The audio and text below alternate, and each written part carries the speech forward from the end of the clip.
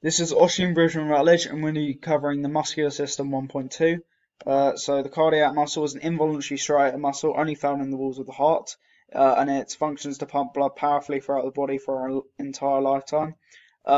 It's controlled by the autonomic nervous system. The cardiac muscle uses the aerobic system for aerobic respiration, and it contracts slowly, which helps force blood through the blood vessels to the entire body. It makes up 99% of the myocardium, and this system is useful for athletes as it allows blood to be pumped to the skeletal muscle for contractions. Smooth muscle is found in the walls of the hollow organs like the stomach and intestines, where they line the walls of the organs, and is responsible for the long and slow contractions which push food throughout the body. It's involuntary and controlled by the autonomic nervous system. They use the aerobic system for respiration. It's vital for digestion, which is important for athletes as it allows food to be broken down into energy for exercise. So the skeletal muscle is involuntary, means you control the contractions, and it's controlled by the central nervous system. It supports our body by giving movement by contractions which pull on bones. When the muscles are stimulated, the skeletal muscle moves as a part of the skeleton. They also help with nutrition and temperature regulation. The skeletal muscle can either use their aerobic or anaerobic systems for respiration, depending on what fibers are being activated. These muscles are important for all athletes as they allow movement to be created. Here's a label diagram of the skeletal muscles. Function, stability. Stability is provided by the skeletal muscle, which is voluntary and are controlled by the CNS. It's important to have stability as it allows us to hold the body in place to allow movement elsewhere. An example of this would be a throw-in in football, where there's an isometric contraction of the abdominals to help keep the body stable when throwing the ball on the pitch. Muscles provide motion, through contractions which are stimulated by the CNS. When the skeletal muscles contract, there is a shortening of the muscle which pull on bones, creating movement. This occurs in the extension of the arm when doing a chest pass and netball, where the tricep brachii contracts, pulling the bone forwards.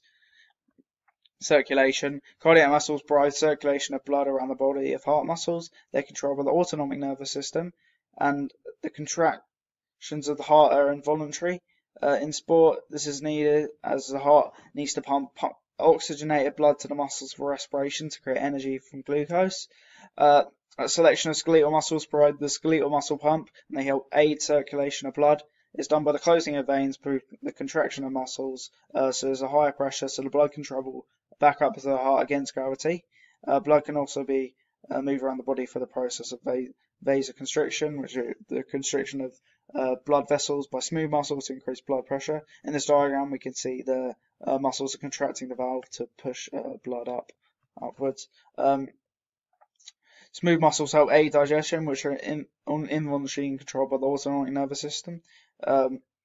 It's important for an athlete. These muscles provide digestion, such as a marathon runner who leaves large energy stores to allow the body to continue to work and perform properly. The smooth muscles contract, which propels food through the intestines, where the food molecules can be broken down to their energy and converted into glycogen, which can then be converted into glucose when aerobic respiration is needed. So another function is heat production, which is an involuntary process controlled by the autonomic nervous system. When the muscles contract, they produce heat, which reduces blood viscosity, which means that there is a thinning in the blood, which makes it less sticky and allow better blood flow to the muscles. In all sports, it's important to warm up as the movement by the muscles raises the body's core temperature and heart rate, so there's better circulation of blood to the muscles, which helps prevent soreness, flushing out lactic acid, prepares the body for exercise. Vasoconstriction also helps maintaining heat and helps circulation. Origin is insertion. Origin is the bony attachment at the end of the muscle which never moves. Insertion is the bony attachment at the other end of the muscle which does move. The muscle belly is the thick middle region found in between the muscle, the origin and insertion. Here's examples of origins and insertions. Here's different types of muscle fibers with examples. All skeletal muscle contains a mixture of different muscle fibers. Depending on what type of muscle fibers you have is down to genetics. They vary from person to person and vary within muscle groups. So type 1 muscle twitch fibers, they contract slowly but repeatedly and are slow to fatigue. They're suited for aerobic activity and require aerobic metabolism. These muscles fibers are red and require rich blood supply, which carries oxygen for aerobic respiration. They perform well in lower intensity activities, which are under long duration, such as running a marathon. Top marathon runners will have a majority of slow muscle twitch fibers to maintain a steady pace. Type 2A, these muscle fibers contract rapidly, but not as fast as type 2B muscle fibers.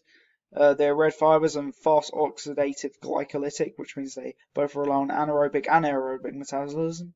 They exert a medium amount of force and resistant to fatigue, but aren't as resistant as slow twitch fibers. They're best suited for performing middle distance events such as 400-meter sprinting in the Olympics, where there's a medium amount of force exerted. Type 2B muscle fibers. These are fast twitch muscle fibers and contract rapidly to produce large amounts of force. They are white fibers and rely on the anaerobic metabolism, which means they don't use oxygen to contract, and are fast glycolytic, which means they only use glucose as a source of energy. They fatigue quickly and lactic acid is produced when doing high intensity exercise. These fibers are best suited for shorter duration activities, which are intense, such as a 100-meter sprint, which is a short and intense race. All of these fibers are sometimes used. An example of this would be in football, where type 1 muscle twitch fibers are used for low intensity work, such as when the player is walking as the ball is on the other side of the pitch. Then the type 2A muscle twitch fibers are used when exerting a medium amount of force, such as running to receive the ball. Then type 2B are used when the player is sprinting for a through ball and running as fast as he can, and there's a lot of force being exerted. So we did a test to see what type of subjects the muscle fibers different subjects had. So we made the subjects go as fast as they can on a bike, and we recorded things such as the RPM, and then put this on a graph to see what fibers they had.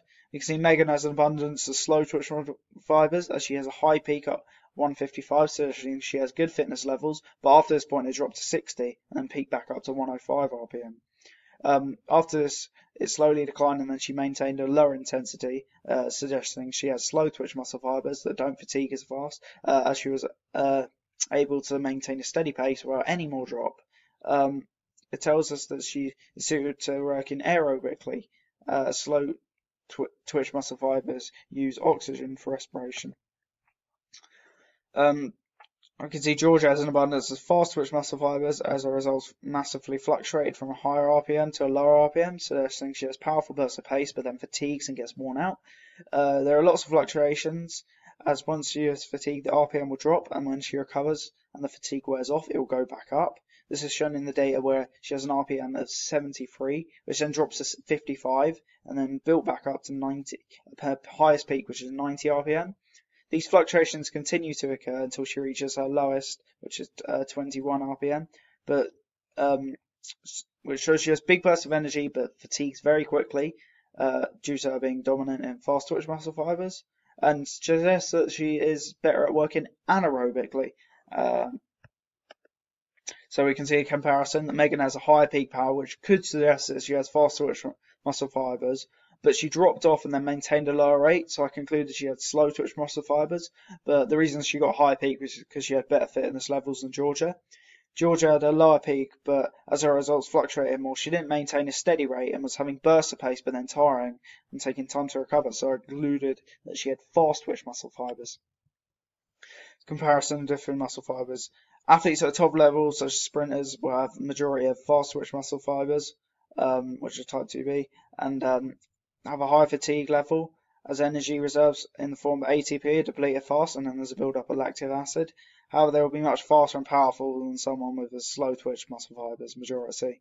The top endurance-based athletes will have a majority of slow twitch muscle fibers, and they'll be using the aerobic metabolism and can use glycogen, which can be converted into glucose and lipids for a source of energy. this means that they'll fatigue much slower as lactic acid isn't built up. Glucose is also used for anaerobic respiration, so the sprinters will also be using that. Slow twitch muscle fibers are recruited by the CNS for less intense work, such as walking. They recover quicker, and the fibers can be trained daily. Whereas fast twitch muscle fibers, when used, have a damage and can be damaged and need more time to recover, where they'll grow back larger and stronger. And they need a recovery time of up to 24 to 48 hours. And DOMS can occur, which is delayed onset muscle soreness, which is a buildup of lactic acid. Type 1 muscle twitch fibers are red, and they contain an abundance of red blood vessels to carry the oxygen. Slow twitch muscle fibers need lots of oxygenated blood and rely on aerobic metabolism. Type 2A are also red as they rely on aerobic metabolism, whereas type 2B are white as they don't require oxygenated blood to be carried to them, as they anaerobically respirate. How muscles work. Muscles work through contractions which pull on bones. Different muscles provide different functions during muscle contractions. So the agonist muscle is the one that shortens and is known as shortens, allowing the joint to be moved, and is known as a prime mover. This muscle is responsible for creating movement, the force for the contraction and movement of the joint taking place. Antagonist, the muscle is in opposition to the agonist and relaxes throughout the movement and acts as a brake to the movement of the agonist.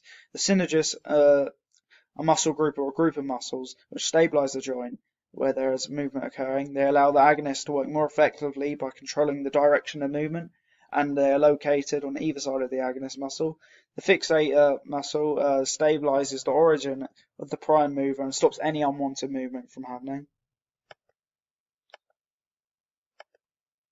So sporting examples of these muscles, and these muscles work. An example of this, an antagonistic pair found in sports could be found in football when bringing the legs backward when the hamstring group are the prime movers as they're contracting through knee flexion, and the quadricep group are the hamstring group of muscles are the prime movers and the agonists, and the quadricep group are the antagonist muscle group. In this case, as they're opposite to the hamstring group and relaxing when the leg is being brought backwards through knee flexion. An example of fixator would be in hip flexion, which occurs in football, where the anterior thigh muscles, which are quadricep group, pull on the pelvis, and the abdominals stabilize the pelvis and stop it from moving and they're acting as a fixator. An example of a synergist would be in the bicep brachials contracting through flexion of the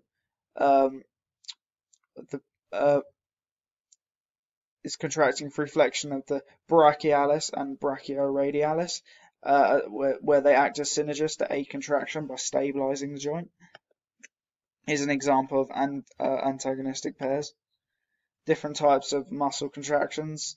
Concentric contraction, the portion of the movement where the muscle is shortening when contracting and the angle of the joint is shortening. Eccentric contraction, the portion of the movement where the muscle is lengthening when contracting and the angle of the joint is increasing. Isometric contraction, a contraction where the joint angle or the muscle length doesn't change when contracting. Isotonic contraction, a contraction where the tension remains the same whilst the muscle's length changes throughout the movement. Concentric and eccentric contractions are both examples of this. Isokinetic contraction, a contraction where the muscles shorten at a constant consistent rate of speed of the entire range of motion. It's a dynamic contraction where there's a high level of tension placed on the muscle at all joint angles.